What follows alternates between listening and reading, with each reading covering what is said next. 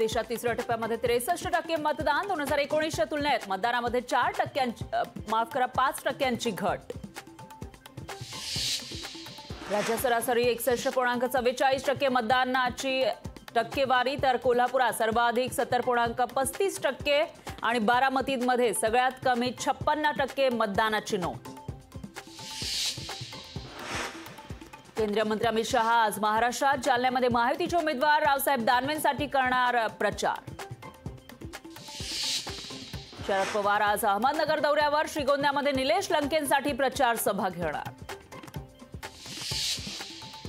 पंतप्रधान मोदी आणि राज ठाकरेंची 14 मे रोजी मुंबईत संयुक्त सभा। शिवाजी पार्कमध्ये महायुतीच्या उमेदवारांच्या प्रचारासाठी होणार संयुक्त सभा। हरियाणातील भाजपला मोठा धक्का, 3 अपक्ष आमदारांनी पाठिंबा काढून घेतला आणि काँग्रेसला दिली साथ, त्यामुळे भाजप सरकार अल्पमतात।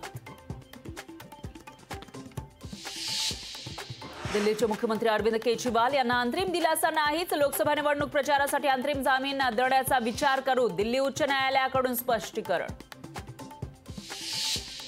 आरटी प्रवेश प्रक्रिया अखेर पूर्वपदावर, लवकरच सुधारित परिपत्रक काढण्यात येणार। उच्च न्यायालयामध्ये राज्य सरकारची ग्वाही। पाणी कपातीचं संकट तुर्तास टळलं, मुंबई महानगरपालिकेकडून पाणी पुरवठ्याचं नियोजन, 31 जुलैपर्यंत पुरेल एवढा पाणी साठा उपलब्ध। कोकण रेल्वेची गणेशोत्सव प्रतीक्षा यादी 500 पार, 1 मिनिटात गाड्या संपूर्ण आरक्षित। तिकीट आरक्षणामध्ये गैरप्रकार होत असल्याचा प्रवाशांचा आरोप।